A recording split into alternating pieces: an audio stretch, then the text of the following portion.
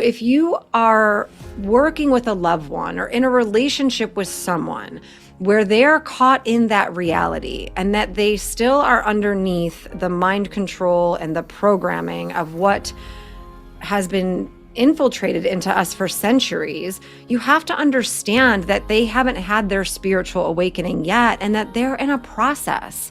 So what do? Try to shoot them with a bunch of text messages and a bunch of videos for them to watch to change their mind? No, we're not God, we're not spirit. That is never our job, right? Our only job is to say, hey, soul family, welcome to the Alive and Awake podcast. I'm your host, Alicia Kay, and I have spent the last 20 years teaching people how to work with their wounds and overcome their greatest fears so they can learn how to thrive in a world where they were only taught to conform. Each week, we will dive deep into the practical, the spiritual, and the mystical so I can teach you how to do the inner work to know yourself, trust yourself, and eventually love yourself enough to create a world where you feel fully alive, awake, and free. So don't forget to hit that subscribe button and never miss an episode. Ready? Let's dive in.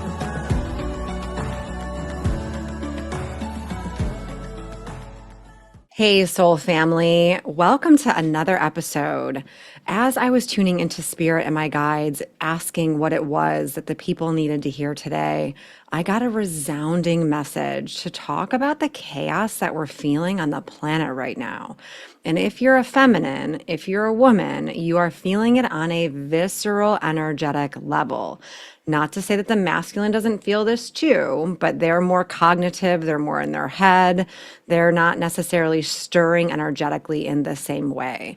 And so I really feel that it's important to acknowledge the place that we're in and remember that this actually was a time in our history. For those of you that are not tuning in after election week and you're tuning into this later, I'm going to be talking about the chaos energy that's on the planet right now based on the presidential election of 2024. And what we need to remember and that we need to understand is that this was a time that was prophesied many centuries ago, where it was said that there will be disruption on the planet and it will look like war and it will look like everything is being uprooted and there's going to be a lot of chaos. But it is also said that this is a time that we are being energetically upgraded into a massive rise into our divinity on the planet. Souls are waking up over and over and over again. And we are being massively infiltrated by media right now, not necessarily media on your TV, which if you're a person that lives in fear and you're a person that's really scared right now, I encourage you to turn off. It is time to protect your own nervous system and be mindful about the things that you're consuming on a daily basis, because we can go into a rabbit hole, and that rabbit hole is actually meant to just invoke more fear in you and really to take you out of alignment with your sovereignty, which means your self-governing ability over what you consume, what you want to believe, and what you want to see, hear, and be infiltrated by in your daily life. And so what was prophesied is that we're actually stepping into this golden age of miracles. And does it look like there's miracles happening on the planet right now? No, everyone is in chaos. We're at war, not only, with other countries, and everything is being disrupted and exposed. We're at war with each other. And so that's really what I wanted to come on and talk about today, is how to not war against your fellow brother and sister in human form for having different views and having a different belief system. And what you need to understand is that there is another energy on the planet that has an agenda to do that has an agenda to keep you in this fear-based 3D matrix of reality where you're competing against one another and you're warring against each other and you are feeling unsafe because there's so many differences in opinion. And what's happening, or what I notice, at least in my practice this week, like I can't even tell you how people are coming in and they're having conversations with their loved ones. And they're like, I don't know if I can stay with my husband because my husband isn't agreeing with who I voted for. And it's causing this intense separation in relationships and friendships with the people that we love. And what I want you to know is that actually is the agenda of this energy. If it can separate us from our heart center, from that which is good and that which is love and loving, it wins. It keeps us in fear. It keeps us not trusting each other. And you have to understand that we were created with differences. We are multidimensional beings, and different cultures and different religions and different beliefs were meant to actually raise our conscious level of awareness, to be able to have discussions with people being like, what is it that you believe? And what is it that you believe? And what are your spiritual practices? Or what God do you turn into, so that we could actually join forces and we can use our differences to rise into a higher level to create amazing things on this beautiful planet. But we can't do that with bigger cultures and worlds across the globe if we can't even do that in our own homes. So this really is a call to learn how to come into your heart center and have conversations and boundaries with people around what they're asking you and the energy that you're coming into it with. And so for those of you that don't know what like the 3D matrix of reality is, if you're not familiar with that language, the best way that I could describe it was, I was thinking about this morning how to say it, and I was like, is it the Matrix? Yes, absolutely, 100%. The Matrix movie is real. However, for this conversation, the best way that Spirit told me was compare it to the movie Avatar. So on Avatar, we have human beings who are at war with each other. We're in a competition mindset. We're like racing for who has the most resources in order to get rich and to get the most money.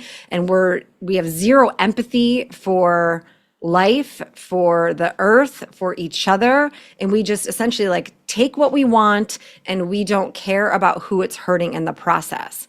That matrix is real. That is what we're living in right now. And so just like in the movie Avatar, this 3D matrix, or these human beings go in and they essentially hijack the planet Pandora, where you would describe the planet of Pandora as having 5D level of consciousness or 7D or higher levels of awareness, where they are one with the Earth Mother or their planet, where they are one with the trees and nature and animals in each other, and they have a beautiful, cohesive, working relationship with other tribes and other cultures, and they don't create war. They respect each other from their differences, and they don't take too much, and they always give back for what was sacrificed. That is the level that planet Earth is moving into. That was prophesied centuries ago. But it has to expose the darkness that we live in, that's trying to keep us separate, that's trying to keep us in war, in order for it to come up, for the darkness to be essentially revealed, so that we can come in with more light. So if you are a light worker on the planet right now, it is essential that you do your own inner work to not continue to buy into the 3D fear matrix of what you are seeing. And it's also not our job as light workers to convince people of anything different. We have to look at them as their own divine sovereign beings on their own journey, who is still engulfed in this 3D programming. And what that 3D programming is it's like thinking that a presidential candidate could actually save us, or could actually make these changes that are going to control us or keep us living in fear, or we're going to have the apocalypse. Like, none of that is helpful.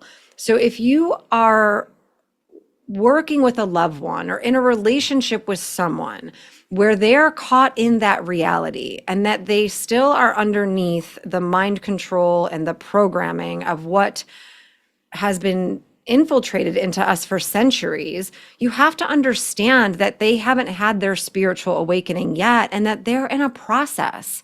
So what do? Try to shoot them with a bunch of text messages and a bunch of videos for them to watch to like change their mind? No, like we're not God, we're not spirit. That is never our job, right? Our only job is to say, I love you anyway, even if we think differently. And if you want to have a conversation with me about why I believe what I believe and why I voted the way that I did, or whatever the conversation is, we can have that. But the truth is that not a lot of people are able to have that type of a conversation where they don't feel threatened and they don't feel defensive. And so in some ways, you're better off actually not having the conversation at all and turning it back on the other person. Tell me more about you. Why do you feel the way that you feel? What's going on with you? What are you most afraid of? Because at the bottom line, if someone's coming at you or someone is scared, like they are living in their fear body. They're having a trauma response. Like I work with one woman who is terrified of what's going to happen. And our job is never to try to get them out of their fear. Our job is to comfort them with that. It must be awful to feel the way that you're feeling right now. I know you're so scared. Is there anything I can do to help you with that? Right? Like our job is never, ever, ever to wake someone up or try to change someone's mind. When we are in our ascension or we're in the spirit realm, there's no one that's above anybody else. We are all equal. Yet on this 3D earth plane of reality, we do this with each other. We compete against each other. And we think that if someone doesn't have the same views as us, or someone thinks differently than us, or someone votes differently than us, then we're unsafe. And that is exactly what this energy that infiltrated our earth plane wants us to believe. Like it wants to get in your head. It wants to separate you from each other. It wants to make you believe that some power outside of you has control over you or can force you to do things that you don't want to do. And it actually is winning. So the more we feed into that, the more we give it power. The only way to take our power back is to come in alignment with our sovereignty and with love. And it takes a lot of work on yourself to be able to do that. It takes inner child work where you're looking at where your inner child is still holding on to chaos and still holding on to fear.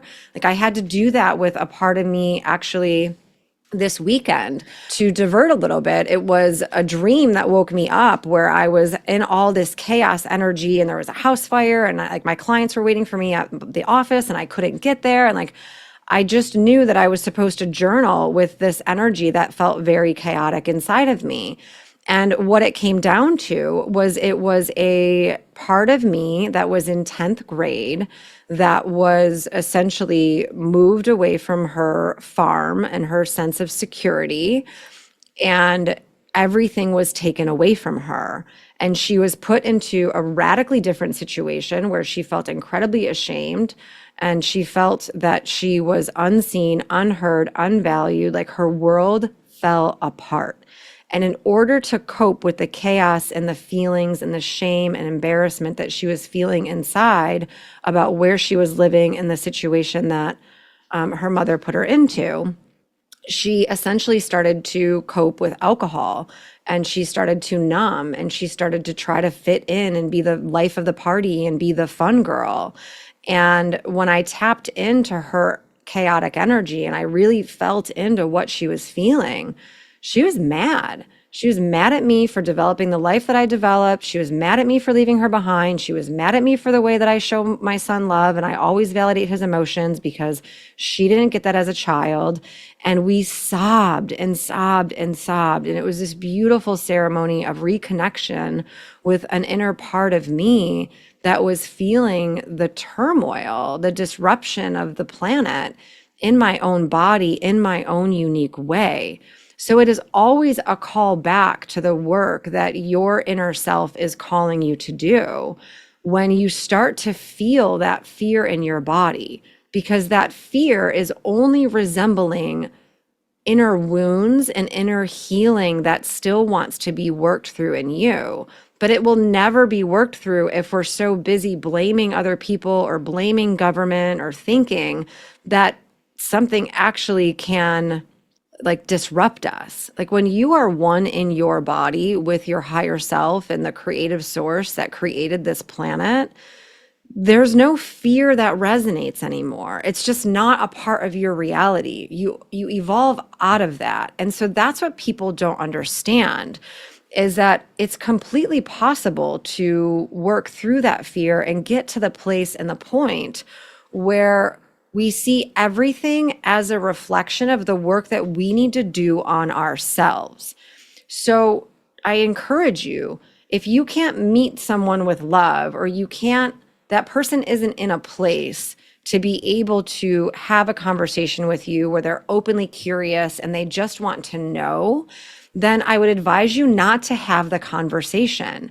And don't put yourself into situations where you know you're going to be energetically taxed or energetically attacked. So I know the Thanksgiving holiday is coming up. If you are essentially, you have a family who likes to like feed off of chaos and likes to debate and likes to have intense conversations, as a light worker, I highly suggest that you don't put yourself into those areas. We have to be so mindful and so protective of our energy right now and not let anything suck that out of us, because when we're in alignment with love, with truth, with wisdom, with power, just by staying in our body and resonating that within us, then we actually shift the whole collective consciousness. Like we are holding the weight of the community, the world, the earth together on the planet. So it's very important that you are protective over what you are allowing yourself to be a part of and what you're allowing yourself to consume. And again, it's not our job to convince anybody of anything different. Every single soul on this planet is sovereign. They are divine beings and they are on their own journey and their own path. And they believe what they believe based on their own programming, their own wounds, and their own stuff that they came here to work through as a soul. So who are you to tell them that they're wrong about that? Like, we don't have the right to do that. But we do have the right to set boundaries with people who want to convince us that our truth is not true or that we're wrong. Like, we can, again, set those energetic boundaries around what conversations we're willing to get into and what conversations we are not. And that is the power of discernment, right? And this is how the body is always communicating to us. It's how did I feel after a conversation? Or how did I feel after putting myself into a situation with someone or, going out in public? If you feel drained, if you feel exhausted, if you feel not good, that is a signal that your DNA body is telling you to not engage and to not do that. It's not good for you right now. Surround yourself with people who want to have uplifting conversations, who want to create change in the world and figure out how to work with people who are not in the place that they're in, because those are the people that you actually are called to do this work with, to keep you in a higher level vibrational state so that you don't get sucked back in, because our wounded self will get sucked back in, especially with the adversarial voice that wants to come in and wants to basically shame other people or judge other people or project our own wounding onto other people. We have to be mindful of what's coming up in us first, or else we're only going to keep adding to the fear-based matrix. It's always available of what you want to tune into. Do you want to be on planet Pandora? Do you want to live in unity consciousness where we're one with the earth and the plants and we're giving and we're receiving and we're in peace and love and joy? Or do we want to tune in to like fight energy where we think that one party is better than the last, or like one culture is better than the other, or one religion is worse than that? Like, who are we to say all of that? Like, we don't have to engage in any of it if we choose not to. So I encourage you to not have the conversation in your head or let the adversarial voice in your head pull you away from the people that you love. Meaning, don't question right now with the chaos energy on the planet. Am I supposed to be with my husband? Am I supposed to be with this friend? Is this not good for me? Do your own work to get out of your head and get back into your body and into your heart. And then when you're in your heart center, when you are in a place of alignment with love and loving all that is and how it is serving you, then you can ask those higher based questions of, is the contract complete?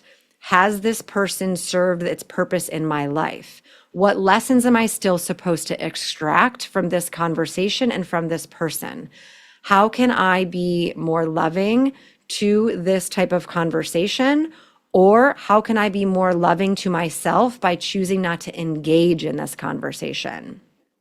So there's so much that we are capable of when we choose to believe that we are ultimately always safe. We are always ultimately divinely guided, divinely protected, and that there is nothing outside of us that can disrupt that unless we give it our power and permission to do that. So one of the things that I encourage people to say is, I'm calling all of my energy back to me now. Meaning, I am realigning with the true self. I am not giving that away in any way any longer. Bringing all of my energy back to me that I've extracted, that I've put out there, I'm calling it back to me now. And I am also releasing all limiting beliefs that are convincing me that I am not safe in this world. I calling my power back with my authority that was given to me before I came into this body. I am not choosing to live in fear. Thank you, Spirit, for showing me the ways in which I am still living in a fear-based matrix. Help me make a different choice today in this moment right now. Help me learn how to have conversations with people that are more loving and open and curious instead of defensive, angry, and judgmental. That is the power that you have when you invite your spirit within you to come into your consciousness. So if you need help with this, this is the work that I love to do in the world. Do not be afraid to book a consultation with me if you're having a hard time figuring out how to navigate a relationship with a loved one or a conversation, or if you're just so in fight or flight mode and you don't know how to ground yourself. There's tools out there available to you now. Also, share this with someone that you love. Please, please, please share the love, spread the love, continue to be the light that you want to see in the world, or be the change that you want to see. It has to start with you and with you being in your center. This is what we were incarnated for. This is the time that we came into this matrix for. This is what we are being called to shift right now. But if you're not doing your inner work inside of you, then you cannot be that beacon of light for others who need it right now. So I am sending you so much love and so much stability and so much feelings of safety here on the planet right now as we work through this transition and we come into alignment with what we know is truth, which is we are all one. There is no such thing as separation. We are one race. We are one human family, and we are one heart. I love you, and I'm really grateful that you stayed till the end of the episode. Thank you all for supporting me and for encouraging me to stick with my own journey here on this planet.